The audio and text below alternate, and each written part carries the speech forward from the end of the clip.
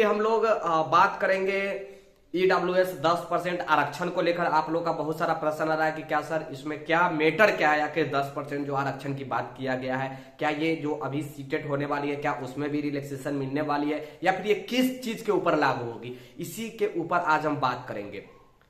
ये भविष्य के तमाम युवाओं के लिए ये एक तरीका के मैं कह सकता हूं, उन अभ्यर्थियों के लिए जो ईडब्ल्यूएस से बिलोंग करते हैं उनके लिए एक अच्छी खबर आई है। 2 दिन पहले की मैं बात कर रहा हूं, 2 दिन पहले ही सुप्रीम कोर्ट ने जजमेंट दिया जिसमें 5 जज की जो बेंच बैठी, जिसमें 3 जो जज थे वो ईडब्ल्यूएस 10% छूट के लेकर सहमत थे और 2 जो जजमेंट थे वो 10 यानी कि 10% जो ईडब्ल्यूएस छूट जो है उसके लेकर असहमत थे, यानी कि वो सपोर्ट नहीं किए 2 जज।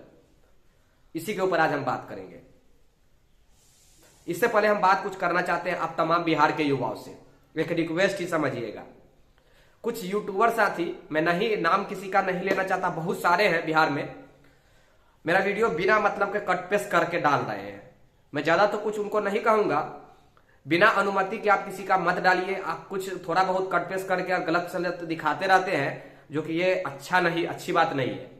तो प्लीज आप लोग किसी प्रकार के कोई भी कंटेंट अगर वाकई में किसी का भी डाले, मेरा डालिए या भाई या किसी का भी डालिए, तो बिना उनके अनुमति का मत डालिए। सख्त निर्देश है, लास्ट बार मैं वार्निंग दे रहा हूं। अब आगे आप लोग समझदार हैं। चलिए मैं बात करता हूं ईडब्ल्यूएस 10% छूट के लेकर। आप एक चीजें जानते हैं भैया कि अभी जब सीटेट आप क्वालिफाइड करते हैं तो सीटेट में आपको कितना परसेंट लाना पड़ता है? 60% लाना पड़ता है, यानी कि 90 नंबर लाना पड़ता है। आप लोग जानते हैं किन के लिए? तो जनरल के लिए। और एससी एसटी और ओबीसी को कितना लाना पड़ता है? तो 55%, यानी कि 82 लाना पड़ता है। ये आप जानते हैं। 10% रिलैक्सेशन किसी भी प्रकार की बहाली जो होती थी उसमें 10% रिलैक्सेशन दिया जाता था, यानी कि 10% उनका अलग से जो रिक्तियां हैं वो रिजर्व होती थी। जैसे कि 33% ओबीसी के है, 4% एसटी का है, इसी प्रकार से 4% दिव्यांग का है, इसी प्रकार से 10% ईडब्ल्यूएस का होता था। ईडब्ल्यूएस का जब से ईडब्ल्यूएस बनाई गई है भारत में तब से 10% ईडब्ल्यूएस का होता था। इसी को बीच एक व्यक्ति चैलेंज किए थे सुप्रीम कोर्ट में, वही सुप्रीम कोर्ट में जजमेंट आया है कि नहीं भैया, तमाम भारत में, सिर्फ बिहार की बात नहीं है, तमाम भारत में 10% जो रिक्तियां जो आती है रिजर्व वो ईडब्ल्यूएस को दिया जाएगा। जिसमें जैसा कि अभी हमने बताया आपको कि 5 जज बैठे, उनकी सहमति से ये मुहर लगा कि 10% जो भी सीट है वो ईडब्ल्यूएस को दिया जाएगा। कुछ लोग कह रहे हैं कि इससे ओबीसी एससी एसटी को क्षति होने वाली है, तो ये क्षति होगी या नहीं होगी इसके ऊपर मैं किसी प्रकार की टिप्पणी नहीं करना चाहूंगा, क्योंकि सुप्रीम कोर्ट सर्वोपरि है। सुप्रीम कोर्ट अगर जजमेंट दी है तो किसी की औकात नहीं है कि कोई कुछ कर सके। ओके, अब बात करते हैं कि क्या सीटेट में जो 82 नंबर के जो एक पेज फंस रहा था कि क्या सर ईडब्ल्यूएस वाले 82 नंबर लाएंगे तो क्या उनको होगा या नहीं होगा। ये आपका एक प्रश्न था कि 82 नंबर अगर किसी भी ईडब्ल्यूएस के कैंडिडेट है तो लाएंगे तो क्या वो क्वालिफाइड होंगे। ये एक प्रश्न है, आप लोग के जहन में प्रश्न है। मैं जानता हूं आप लोग का प्रश्न आ रहा है, कमेंट आ रहा है, व्हाट्सएप पे आ रहा है, हर एक जगह आ रहा है भैया क्या ये सही होगा।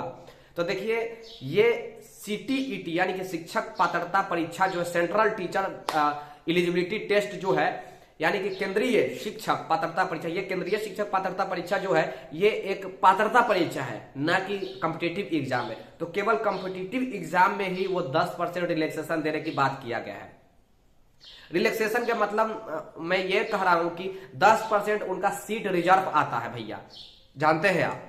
उसी को मद्देनजर रखते हुए ये जो लागू ऑलरेडी चल रहा था उसी को कंटिन्यूटी करने के लिए जजमेंट दिया है। ये सीटेट पर कोई प्रभाव नहीं पड़ने जा रही है। अगर 10% का रिलैक्सेशन मिलता है तब तो 80 नंबर से भी नीचे आ जाएगा सीटेट में। इसीलिए 82 नंबर सिर्फ ओबीसी और एससी एसटी के लिए है, दिव्यांग के लिए है, आप जानते हैं। और जो 90 नंबर है यानी कि 60% है, 150 में 90 नंबर अगर आप लाते हैं, 90 नंबर कहने का मतलब कि 60%, 60% अगर आप लाते हैं तो जनरल कोटा रहे, जनरल रहे या फिर ईडब्ल्यूएस रहे, ये दोनों कैटेगरी को आपको 90 नंबर लाना ही होता है 60 यानी कि सीटेट में। फिर से वही कहूंगा कि ये एक शिक्षक पात्रता परीक्षा है, ना कि एक क्या बोले कॉम्पिटिटिव है। तो कॉम्पिटिटिव में ही सिर्फ दिया जाता है रिलैक्सेशन। ओके, ये पात्रता परीक्षा में नहीं दिया था। सुप्रीम कोर्ट ही ये पिछले 1 साल 2 साल पहले ही सुप्रीम कोर्ट ही बोली थी, और आज भी सुप्रीम कोर्ट का ही जजमेंट आया है कि भैया किस प्रकार से रिलैक्सेशन दिया जाएगा ईडब्ल्यूएस को और ईबीसी को, सॉरी ईडब्ल्यूएस को और जनरल। आई होप आप समझ गए होंगे ईडब्ल्यूएस का मैटर। डिटेल से अगर इसके बारे में जानकारी चाहिए विथ पीडीएफ विथ बोर्ड के साथ चाहिए तो कमेंट कीजिएगा, मैं डिटेल में फिर से एक बार समझाने का प्रयास करूंगा। आई होप शायद समझ गए होंगे शॉर्ट में जो मैं समझाने का प्रयास किया हूं।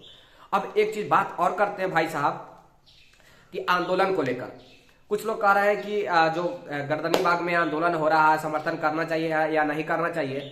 मैं इसके ऊपर फिर से कहूंगा कि टिप्पणी मैं कुछ नहीं करूंगा वीडियो में, आप लोग जानते हैं क्यों नहीं करूंगा, वो भी आप जानते हैं।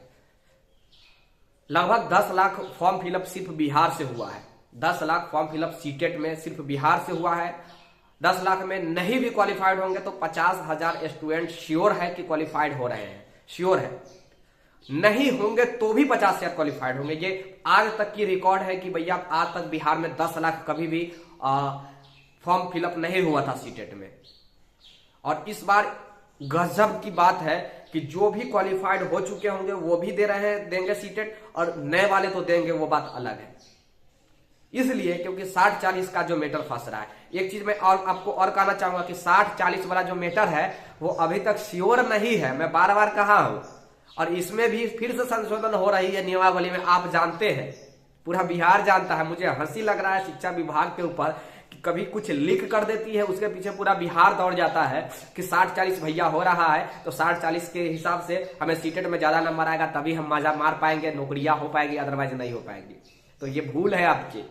वही मैं कहूंगा 60-40 श्योर नहीं है कि अभी होने जा रहा है, लेकिन हाँ उम्मीद है कि 60-40 हो सकता है, लेकिन श्योर नहीं है। आप जानते हैं पिछले 1-2 दिन पहले भी मैं गया था बात करने के लिए, शिक्षा मंत्री से भी बात किया तो वो भी बोल रहे हैं कि इसके ऊपर मैं कुछ नहीं बोल सकता हूं, अभी क्लियर नहीं है कि 60-40 होगा या नहीं होगा। जब 60-40 अभी होगा या नहीं होगा तो क्यों मर रहे हैं। चलिए मैं मानता हूं कि आप अगर सीटेट दे रहे हैं ये अच्छी बात है कि अपनी एलिजिबिलिटी दिखलाने के लिए, अपनी काबिलियत दिखलाने के लिए देना चाहिए कि मेरा ग्रेसिंग मार्क्स होते रहे। इसका मतलब ये नहीं कि मैं सारा चीज काम धाम छोड़कर और बस वही एग्जाम में बैठ जाऊं, ये भी नहीं होना चाहिए मेरे हिसाब से। आप लोग समझदार हैं मैं क्या कह रहा हूं। अगर ऐसे भी 1 लाख स्टूडेंट क्वालिफाइड हो जाते हैं तो सोच लीजिए आपकी क्या दुर्दशा होने वाली है। और सारे स्टूडेंट में दावे के साथ कह सकता हूं कि सीटेट में आप कितनों नाक रगड़ के पढ़ लीजिए 100+ नहीं आएगा आपको। सेल्फ स्टडी से शायद कुछ स्टूडेंट को, मैं सारे लोग को नहीं कर रहा हूं, कुछ स्टूडेंट को ही 100% यानी कि 100+ आता है, कुछ स्टूडेंट के, सारे लोग को नहीं, यानी कि 5% स्टूडेंट को। बाकी 95% स्टूडेंट तो वही 100 के नीचे रह जाएंगे। ऐसे भी 1 लाख स्टूडेंट क्वालिफाइड करेंगे।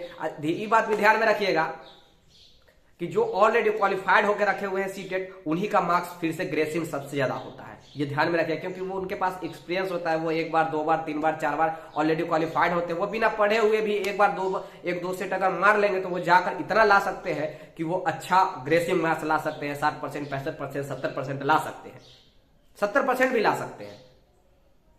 अब मैं क्या कहूं, मैं ज्यादा लंबा इस वीडियो को नहीं करना चाहूंगा भाई साहब।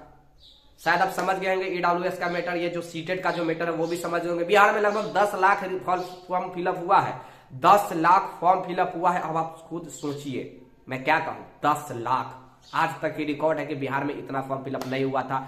सीटीईटी में यानी कि केंद्रीय शिक्षक पात्रता परीक्षा में 10 लाख फॉर्म फिलअप हुआ है, 10 लाख। कहीं भी अब रिक्तियां यानी कि सीट खाली नहीं है जहां पे आप फॉर्म भर सकते हैं। जो भरना भी चाहेंगे वो भी अब बिहार में नहीं भर सकते हैं, बिहार से बाहर जाना होगा आपको, दूसरे स्टेट में जाना होगा एग्जाम देने के लिए। बिहार में तो आप अब नहीं भर पाएंगे, बिहार से अब बाहर ही आपको जाना होगा एग्जाम देने के लिए। खैर आप समझ गए होंगे मैं क्या कहना चाह रहा हूँ। वीडियो को अपने उन तमाम दोस्तों के यहाँ शेयर कर दीजिएगा, नए होंगे तो सब्सक्राइब कर लीजिएगा, पुराने होंगे तो लाइक कर दीजिएगा। तब तक ले जय हिंद, जय भारत, मचाते रहिए। और तमाम दोस्तों से यही कहूंगा कि अगर सीटेट का आपने फॉर्म भरा है तो आई होप आप अच्छा ग्रेसिंग मार्क्स लेकर आइए, मैं यही कहूंगा। लेकिन आप अपने भविष्य के साथ भी खिलवाड़ ना कीजिए। जो आपको भविष्य में जो आपके सामने जो रास्ता दिख रहा है उस रास्ते को मत छोड़िए, जो आपके सामने जो मंजिल है उस मंजिल को भी न छोड़िए। जय हिंद, जय Bharat, take care, bye bye. जिस मंजिल के लिए आप इतना लड़ाई लड़े हैं उस मंजिल तक पहुंचकर ही दम लीजिए। उस मंजिल तक जब तक नहीं पहुंचेगा आपके माता पिता कभी भी खुश नहीं होंगे, संतुष्ट नहीं होंगे। इसलिए उस मंजिल तक पहुंचे भाई साहब। मंजिल तक जब तक नहीं पहुंचेगा, जब तक आपकी मन नहीं मिलेगी, तब तक कि आप चैन से ना बैठे, यही मैं कहूंगा। इसीलिए आपसे रिक्वेस्ट है कि एग्जाम दीजिए, एग्जाम की साथ में तैयारी भी कीजिए, लेकिन आपके सामने जो मंजिल दिख रहे है उस मंजिल को भी पाने का प्रयास कीजिए। जय हिंद, जय Bharat, have a nice day, take care, bye bye. और फिर से वही कहूंगा, तमाम दोस्तों के यहाँ शेयर कर दीजिएगा। धन्यवाद।